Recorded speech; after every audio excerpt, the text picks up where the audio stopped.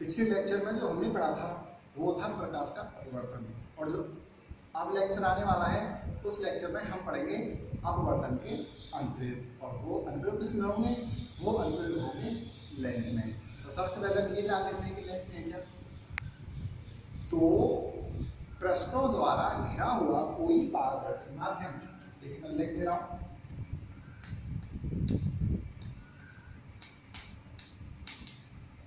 वो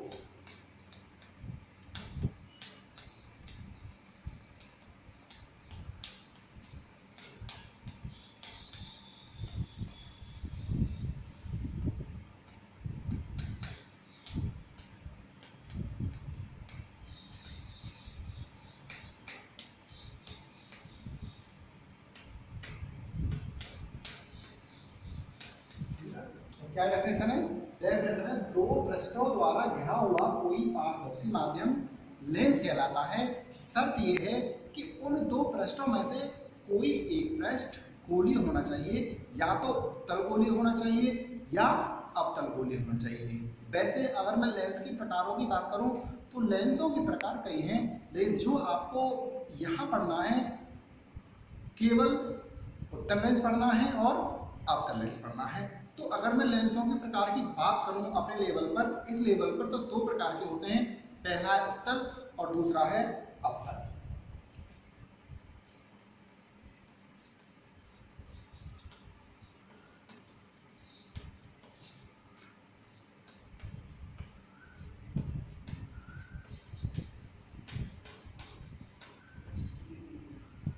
ठीक, थोड़ा देखिए उत्तल लेंस कैसे होते हैं, आपको चित्र देख करके ही अंदाजा लग जाएगा।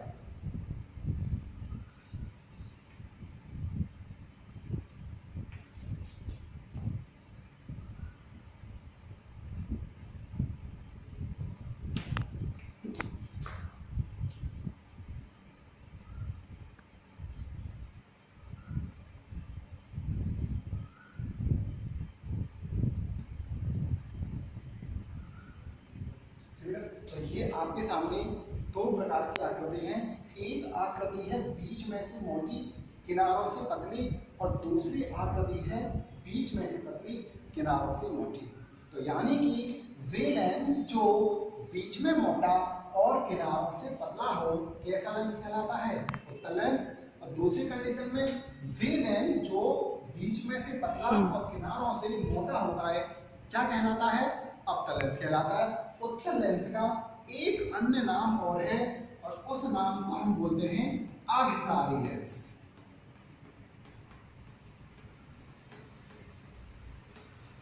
और दूसरा जो है अवतल लेंस है, उसको हम बोलते हैं अपसारी लेंस।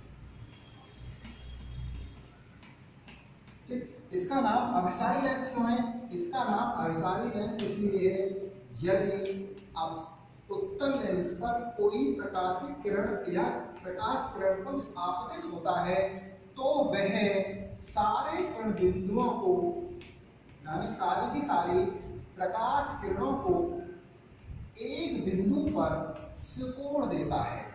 ठीक, अगर कोई लेंस प्रकाशित किरणों को सिकोड़ दे अपवर्तन के पश्चात, तो वो लेंस कैसा कहलाता है? वो लेंस कहलाता है अभिसारी।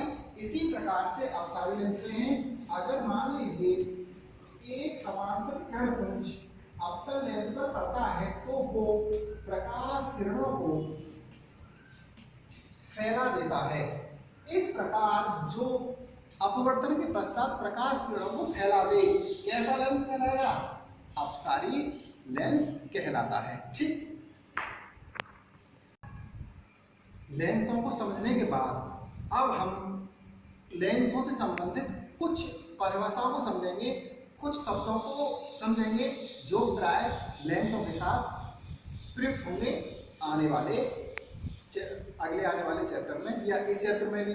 देखिए सबसे पहले मैं दोनों लेंसों के ठीक मध्य में एक बिंदु बना रहा हूं और उस बिंदु को नाम मैं दे रहा हूं।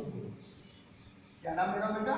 ओ नाम दे रहा हूं। तो ये जो बिंदु कहलाता है, ये बिंदु कहलाता है प्रकाशिक केंद्र। क्या नाम है इस बिंदु का?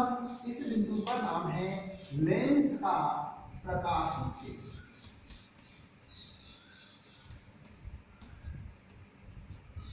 ठीक है, आ रहे हैं। अब इसी प्रकाशित केंद्र को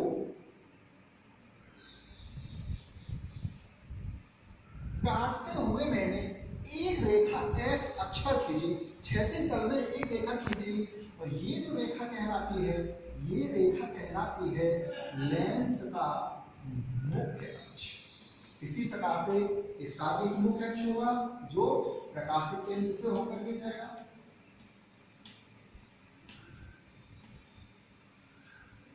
ठीक है बेटा, आगे बात समझ। अब हम बात करते हैं इनके फोकस बिंदुओं की। लेंसों में दो फोकस बिंदु होते हैं, प्राथमिक फोकस और द्वितीयक फोकस। तो पहले मैं बात करूंगा प्राथमिक फोकस पर। आखिरकार प्राथमिक फोकस होते कहाँ हैं? प्राथमिक फोकस हो या द्वितीय फोकस बिंदु हो, दोनों कंडीशनों में फोकस बिंदु कहाँ पर स्थित होगा? मुख्य अक्ष पर ही स्थित होगा। अब प्राथमिक फोकस क्या है? प्राथमिक फोकस वे बिंदु हैं, या प्राथमिक फोकस वे बिंदु हैं जिससे चलने वाली प्रकाशीय किरणें या जिसकी ओर आने वाली प्रकाशीय किरणें अपवर्तन के पश्चात मुख्य अक्ष के समांतर हो जाती हैं। ऐसा बिंदु क्या कहलाता है? ऐसा बिंदु कहलाता है प्राथमिक फोकस। तो देखिए प्राथमिक फोकस की डेफिनेशन इसी में समझेंगे। देखिए एक बिंदु मानना, इससे चलने वाली प्रकाशित किरणें यानी कि मुख्य अक्ष पर स्थित ऐसा बिंदु जिससे चलने वाली प्रकाशित किरणें अपवर्तन के पश्चात मुख्य अक्ष के समांतर हो जाती हैं, क्या कहलाता है? प्राथमिक फोकस। इसी प्रकार से इसमें जिसकी ओर आने वाली प्रकाशित किरणें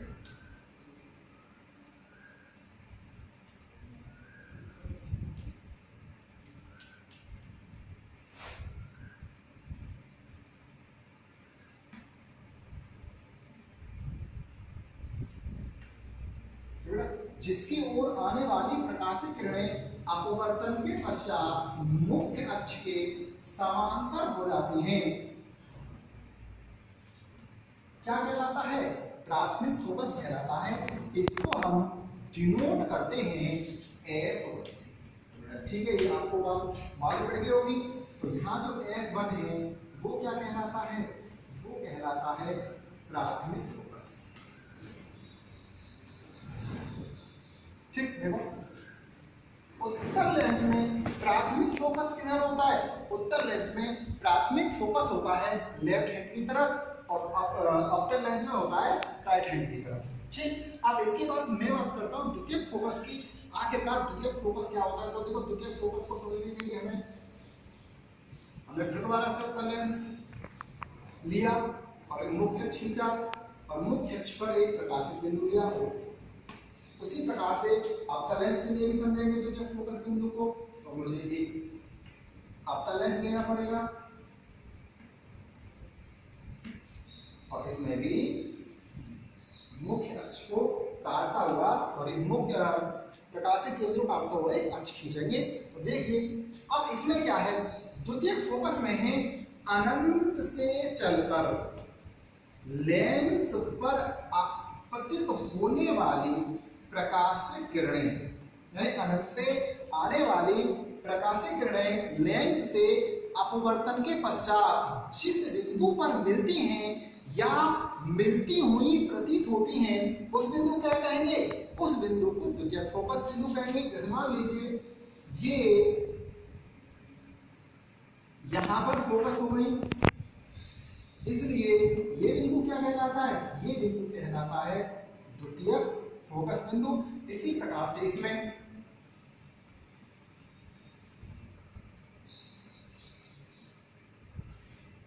ठीक बेटा, तो ये किरणों को फैला देता है। ध्यान रखना बेटा, ये किरणों को फैला देता है।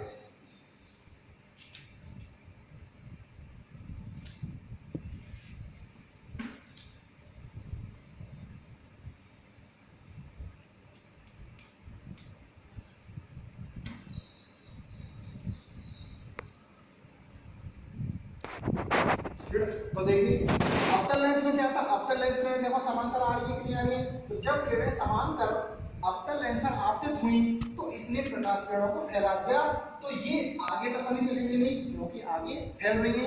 अगर मैं इन किरणों को पीछे बढ़ाऊं तो ये जिस बिंदु पर मुख्य अक्ष को काटेंगी उसे हम क्या बोलेंगे, उसे हम बोलेंगे द्वितीयक फोकस बिंदु।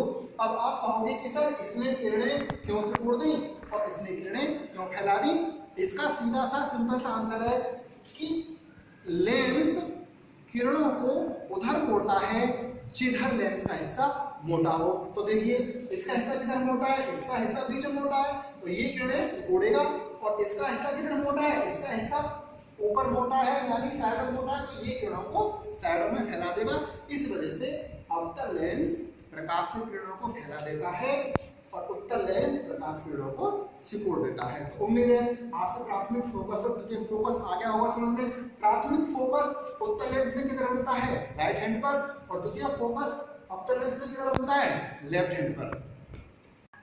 तो बेटा देखिए आप सबको प्रकाशित केंद्र को और प्रथम फोकस बिंदु A1 दिख रहा होगा। तो मैं आपको यहाँ पर ये बताना चाह रहा हूँ कि प्रकाशित केंद्र और प्रथम फोकस बिंदु के बीच की दूरी प्रथम फोकस दूरी कहलाती है। इसी प्रकार से ये प्रथम फोकस दूरी, ऐसे ही यहाँ पर ये प्रथम फोकस दूरी, इसी प्रकार से इसमें ये जो डिस्टेंस होगी ये डिस्टेंस क्या होगी, द्वितीयक फोकस दूरी। इसी प्रकार से अवतल लेंस के लिए ये द्वितीयक फोकस दूरी हो जाएगी। अब इसके बाद हम बात करते हैं कि लेंसों का यूज क्या है।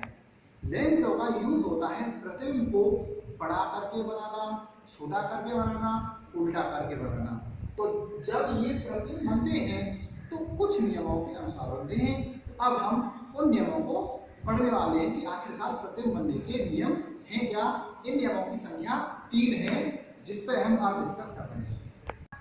अब हम बात करते हैं लेंसों द्वारा प्रतिबिंब के बनने के नियम। तो नियमों से पहले हम ये डिस्कस अवश्य करेंगे कि आखिरकार प्रतिबिंब होते क्या है। प्रतिबिंब को अगर मैं इंग्लिश में बोलूं तो इमेज बोलते हैं। इमेज से आप समझ गए होंगे कि प्रतिबिंब बहुत आसान है। तो प्रतिबिंब की परिभाषा क्या है, अपवर्तन या परावर्तन के पश्चात दो या दो से अधिक प्रकाशित किरणें जिस बिंदु पर मिलती हैं वह बिंदु या मुख्य अक्ष से उस बिंदु तक की दूरी को ही हम क्या बोलते हैं, प्रतिबिंब कहते हैं। प्रतिबिंब दो प्रकार के होते हैं। पहला प्रतिबिंब होता है वास्तविक और दूसरा होता है आभासी प्रतिबिंब। तो आभासी और वास्तविक प्रतिबिंब की यहाँ चर्चा मैं नहीं करने वाला। जब मैं नियमों को बताऊंगा उस दौरान ही मैं आभासी और वास्तविक प्रतिबिंब के बारे में आपको जानकारी दे दूंगा। बस इतना कहूंगा, वास्तविक प्रतिबिंब वो होते हैं जो वास्तव में बनते हैं और आभासी प्रतिबिंब वो होते हैं जो वास्तव में नहीं बनते लेकिन हमें उनके बनने का आभास होता है। तो अब आते हैं प्रतिबिंब बनने के नियम। प्रतिबिंब बनने के मुख्यतः 3 नियम हैं। तो देखिए फटाफट बता दे रहा हूँ। पहला नियम है, अब मैं फोकस बिंदु पर यहाँ कुछ नहीं लिखूंगा, ये मैं आपको पहले चर्चा कर चुका हूँ।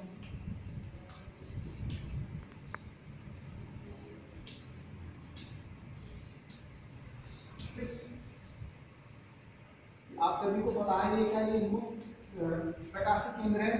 तो पहला नियम है कि जो कोई प्रकाशित किरण लेंस के प्रकाशित केंद्र से होकर के गुजरेगी वो बिना मुड़े सीधी निकल जाएगी। तो ये कौन सा नियम है, ये पहला नियम है। और दूसरा नियम क्या है, दूसरा नियम पे देख ले रहे हैं।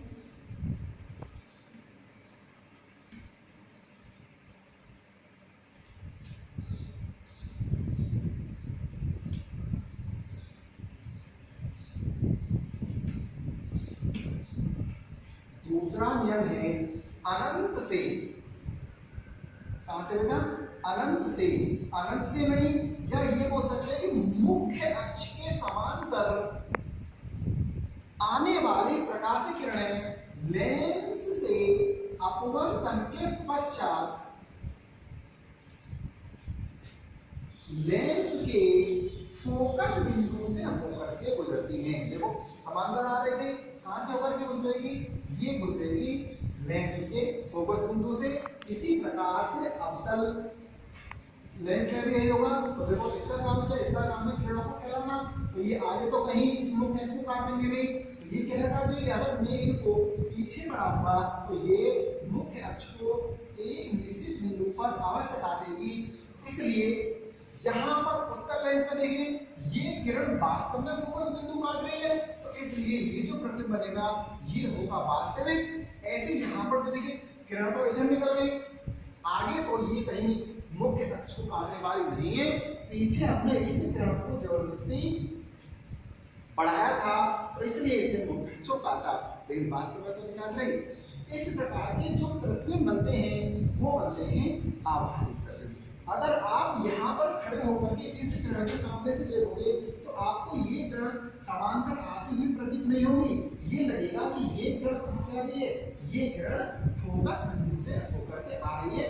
तो ये इसका दूसरा नियम है। क्या है दूसरा नियम, मुख्य अक्ष के समांतर आने वाली प्रकाशित किरणें कहां से गुजरती है, फोकस से होकर गुजरती हैं या गुजरती हुई प्रतीत होती है। तीसरा नियम क्या है, तीसरा नियम दूसरे नियम का जस्ट अपोजिट है। जस्ट अपोजिट क्यों है, इस बात को अभी हम देखते हैं।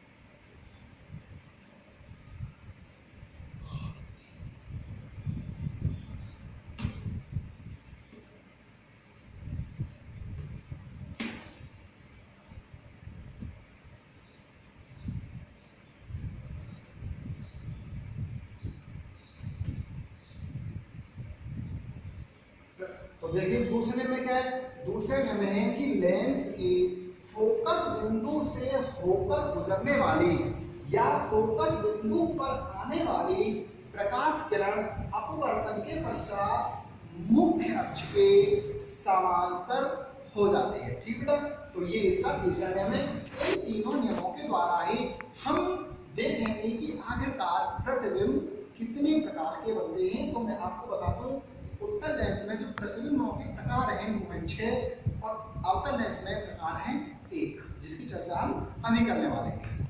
अब देखिए उत्तल लेंस द्वारा कितने प्रतिबिंब बनेंगे, यहाँ हम इस चित्र के द्वारा समझेंगे। तो देखिए सबसे पहले मैं उन बिंदुओं की बात कर लूँ जो उत्तल लेंस में या अवतल लेंस में होंगे। तो इस बिंदु को तो आप पहले से ही जानते हो, इस बिंदु को हम क्या बोलते हैं, इस बिंदु को हम बोलते हैं प्रकाशिक केंद्र, और इसको डिनोट करते हैं किससे, इसको हम डिनोट करते हैं O से। इसी प्रकार से ये जो बिंदु होता है, ये बिंदु होता है प्रथम फोकस बिंदु, और इसको हम डिनोट करेंगे किससे बेटा, इसको हम डिनोट करने वाले हैं F1 से। ये जो बिंदु होता है ये ठीक इसकी दूरी पर होता है, इसलिए हम इसको डिनोट करते हैं 2F1 से। और इसी प्रकार से ये जो आगे आने वाली दूरी है, इस बिंदु को हम डिनोट करेंगे अनंत से। ठीक, इसको क्या बोलते हैं, इसको हम बोलते हैं अनंत। तो अब देखिए इन जगहों के आधार पर प्रतिबिंब कितने प्रकार के होंगे। अगर मान लीजिए कोई वस्तु अनंत पर रखी हुई है तो एक प्रकार का प्रतिबिंब, अगर कोई वस्तु अनंत और 2F1 के बीच में कहीं भी रखी हुई है तो वो दूसरे प्रकार का प्रतिबिंब, अगर वस्तु 2F1 पर ही रखी हुई है तो तीसरे प्रकार का प्रतिबिंब, अगर कोई वस्तु 2F1 और F1 के बीच में रखी हुई है कहीं भी तो वो चौथे प्रकार का प्रतिबिंब। पांचवें प्रकार का प्रतिबिंब जब होगा जब वस्तु फोकस पर रखी हो, और छठे प्रकार का प्रतिबिंब जब बनेगा जब वस्तु F1 और O के बीच में कहीं भी रखी हो। ठीक, अब आपको मालूम पड़ गया होगा कि उत्तल लेंस द्वारा कुल कितने प्रकार के प्रतिबिंब बन सकते हैं। तो 6 प्रकार के प्रतिबिंब बन सकते हैं। अब हम 6 प्रकार के प्रतिबिंबों की चर्चा इसमें करने वाले हैं। तो बेटा देखिए पहला जो प्रतिबिंब बनेगा, पहला प्रतिबिंब कब बनेगा, पहला प्रतिबिंब बनेगा जब वस्तु अनंत पर हो। तो जब वस्तु अनंत पर होती है तो आपको पता है प्रकाशित किरणें जो होती हैं वो मुख्य अक्ष के समांतर आती हैं। और आपको पता है कि अगर कोई प्रकाशित किरण मुख्य अक्ष के समांतर आती है तो वो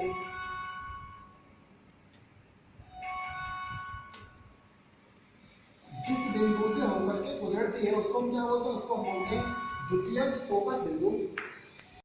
ठीक बेटा, तो आपको पहली कंडीशन मालूम पड़ गई।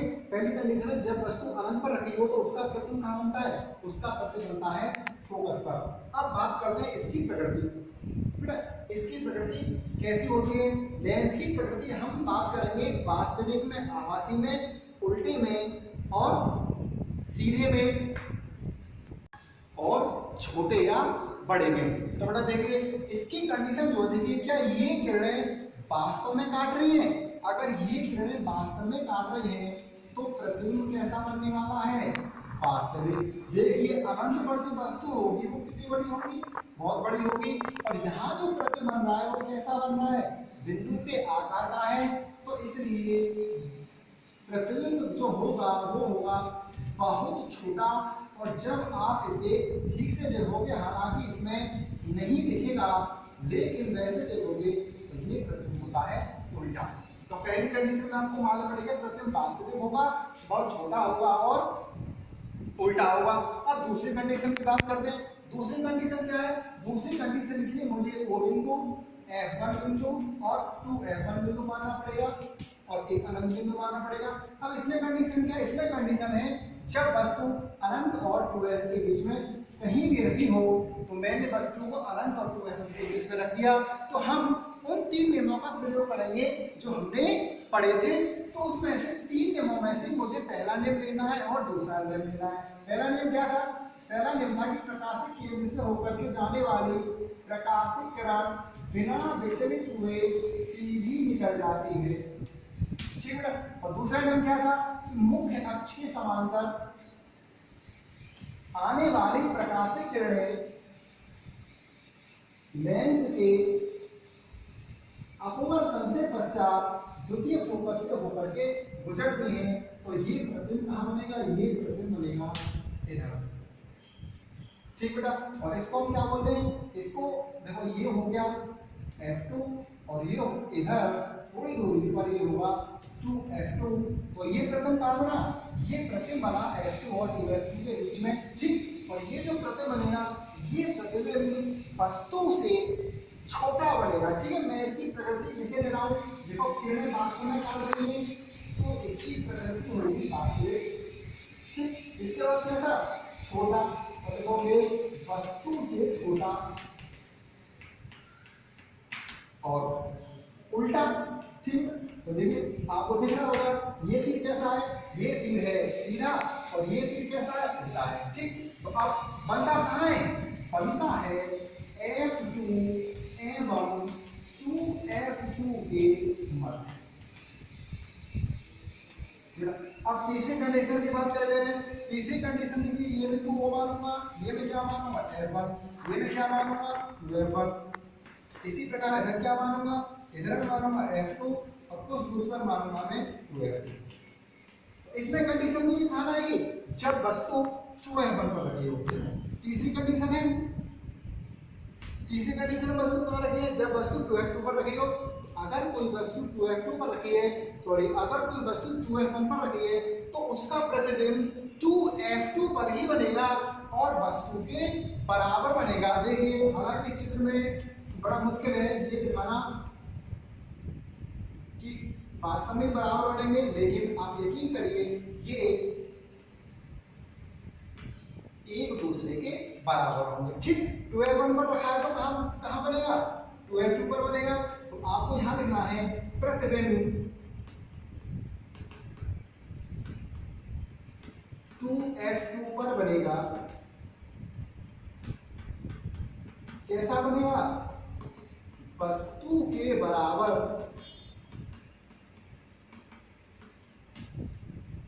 उल्टा। ठीक। वास्तविक। ठीक है, वास्तव में किरणें काट रही हैं तो कैसा हो जाएगा, वास्तविक। तो अब बात करते हैं चौथी कंडीशन की। चौथी कंडीशन में क्या है, देखो ओ बिंदु मानना पड़ेगा, बिंदु ओ F1 टू F1 और अनंत। इसी प्रकार से F2 टू F2। तो देखिए अब वस्तु कहाँ रखी है, अब वस्तु रखी है F1 और 2F1 के बीच में। चौथी कंडीशन है F2F1 और F1 के बीच में। तो मैंने वस्तु 2F1 और F1 के बीच में कहीं भी रख दी। तो वही दो नियम लेंगे कि जब प्रकाशित किरणें पहली तो मुख्य अक्ष से प्रकाशित केंद्र से जो प्रकाशित किरण जाएगी वो बिना मुड़े सीधी निकल जाएगी, और दूसरी है कि जो प्रकाशित किरण समांतर आती है वो F2 से होकर के जाती है, और जहां पर ये किरणें काटेंगी वहीं पर आपका प्रतिबिंब बन जाएगा। तो देखिए प्रतिबिंब कहाँ काटा, प्रतिबिंब बना यहाँ पर। तो अब आपको मालूम पड़ रहा होगा ये प्रतिबिंब वस्तु से बड़ा है, उल्टा है और वास्तविक है। तो प्रतिबिंब कहाँ बनता है, प्रतिबिंब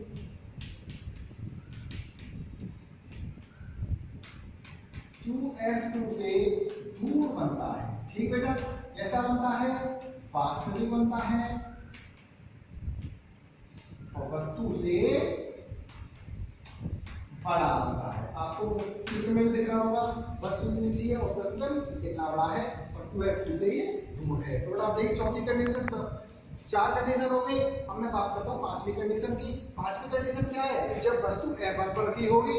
तो देखिए मैंने ये बिंदु माना F1 और इसी इतनी ही सेम दूरी पर इधर जो दूसरा बिंदु होगा उसे हम मानेंगे F2। तो देखिए वस्तु मैंने कहाँ रख दी, वस्तु में रख दी F1 पर। जब वस्तु F1 पर रखी है, रूल वही है कि जो प्रकाशित किरण O से होकर के जाएगी वो बिना मुड़े सीधी निकल जाएगी, और दूसरी किरण जो मुख्य अक्षीय समांतर है वो F2 से होकर के जाएगी। तो अब आपको यहाँ दिख रहा होगा कि ये दोनों किरणें एक दूसरे के समांतर चल रही हैं। ठीक बेटा, समांतर है। तो इसलिए अगर मैं इन किरणों को आगे बढ़ा लूं या पीछे बढ़ा लूं, ये किरणें ना आगे काटेंगी और ना ही पीछे काटेंगी। तो इसलिए हम मानेंगे कि ये जो किरणें काटेंगी कहाँ काटेंगी, अनंत पर काटेंगी। तो प्रतिबिंब कहाँ बनेगा, प्रतिबिंब बनेगा अनंत पर। तो आपको लिखना है कि अगर वस्तु F1 पर रखी है तो प्रतिबिंब कहाँ बनता है, प्रतिबिंब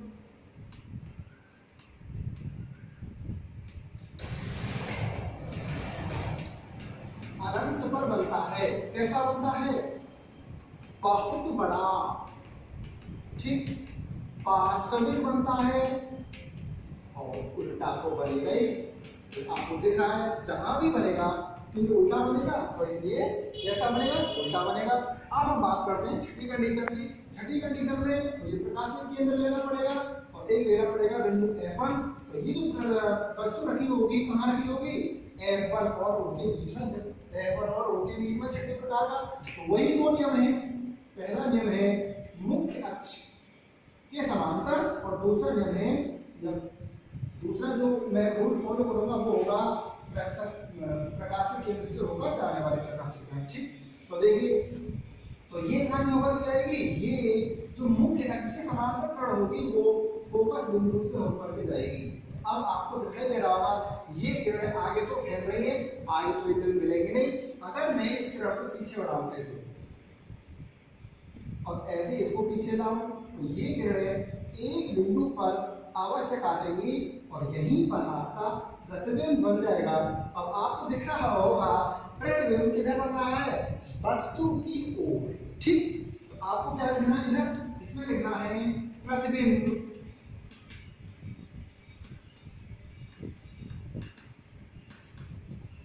वस्तु की ओर बनेगा। कैसा होगा बेटा, जैसा ये तीर है वैसा ही ये तीर है। तो प्रतिबिंब कैसा बन रहा है, सीधा है। देखिए छोटा है या बड़ा है, बड़ा है। और वास्तविक है, आभासी है। और ये किरणें वास्तव में मिलती तो वास्तविक, लेकिन ये किरणें पीछे बढ़ाने से मिल रही हैं, तो इसलिए प्रतिबिंब कैसा हो गया, प्रतिबिंब हो गया आभासी। यहाँ पर ये प्रतिबिंब है और ये है वस्तु। कंफ्यूज मत होना, यहाँ प्रतिबिंब बना, यहाँ प्रतिबिंब बना, यहाँ प्रतिबिंब बना, यहाँ प्रतिबिंब बना, यहाँ प्रतिबिंब बना, यहाँ प्रतिबिंब बना। अब बात कर ले रहे हैं 1 मिनट में अवतल लेंस की। अब फटाफट बात कर लेते हैं अवतल लेंस द्वारा प्रतिबिंब का बनना। अब अवतल लेंस द्वारा प्रतिबिंबों के बनने की मात्र एक कंडीशन है, लेकिन मैं यहाँ आपको 2 कंडीशन दिखाई दे रहा हूँ। पहली कंडीशन क्या है? पहली कंडीशन है जब वस्तु अनंत पर रखी हो, और दूसरी कंडीशन है जब वस्तु अनंत और प्रकाशिक केंद्र के बीच में कहीं भी रखी हुई हो। तो आपको पहली कंडीशन तो आपको पता है कि जब वस्तु अनंत पर रखी होती है तो प्रकाशीय किरणें कैसे आती है? प्रकाशीय किरणें आती हैं मुख्य अक्ष के समांतर, और जो किरणें मुख्य अक्ष के समांतर आती हैं वो अपवर्तन के पश्चात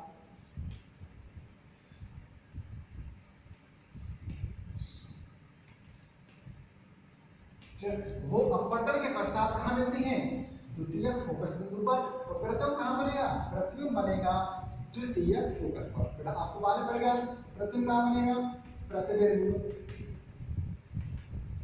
F2 पर बनेगा। कैसा बनेगा? वास्तविक है आभासी है? देखो पीछे डॉट डॉट बढ़ाने से मिल रहा है। प्रतिबिंब कैसा है? प्रतिबिंब है आभासी है, ठीक, और सीधा बनेगा और वस्तु से छोटा बनेगा। सीधा कैसे बनेगा ये आपको मालूम पड़ेगा इसमें मुझे वस्तु कहाँ रखनी है? दूसरी कंडीशन है।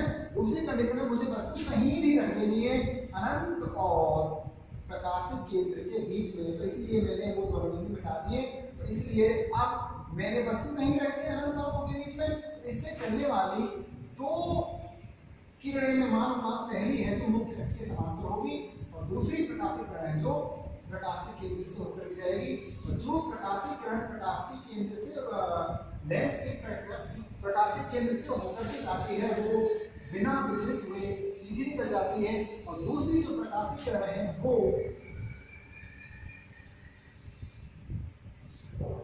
कुछ इस तरह से जाती है। आपको पता है मेरे नियम में बता दिया था। तो ये दोनों किरणें कहाँ काट रही हैं? ये दोनों किरणें काट रही हैं F, ठीक। तो इस कंडीशन माफ कीजिए, तो देखिए ये दोनों किरणें कहाँ काट रही हैं? ये दोनों किरणें काट रही हैं यहाँ पर। तो प्रतिबिंब कहाँ बन जाएगा? प्रतिबिंब यही बनेगा, और आपको दिख रहा होगा कि ये प्रतिबिंब कहाँ बन रहा है? ये प्रतिबिंब बन रहा है O और F2 के बीच में। आपको क्या लिखना है? आपको लिखना है प्रतिबिंब O एवं F2 के मध्य बनेगा। देखिए सीधा है उल्टा है, जैसा तीर वस्तु का ऐसा ही तीर प्रतिबिंब का। कैसा बनेगा? सीधा। छोटा है या बड़ा? आपको दिख रहा होगा कैसा है? छोटा है। और तीसरी कंडीशन क्या होती थी? वास्तविक या आभासी।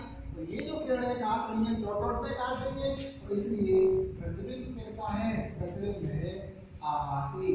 डॉट डॉट में किरणों को हम जब खींचते हैं जब उनको विपरीत दिशा में खींचा जाए। ठीक है बेटा, आई भाषा में। तो उम्मीद है कि आपको लेंसों द्वारा प्रतिबिंब का बनना, लेंसों के द्वारा प्रतिबिंब बनने के नियम और लेंस बखूबी समझ में आ गए होंगे। वीडियो को देखें, समझें, और जहां समझ में नहीं आया वहां मुझे आप कमेंट बॉक्स में भी बता सकते हैं।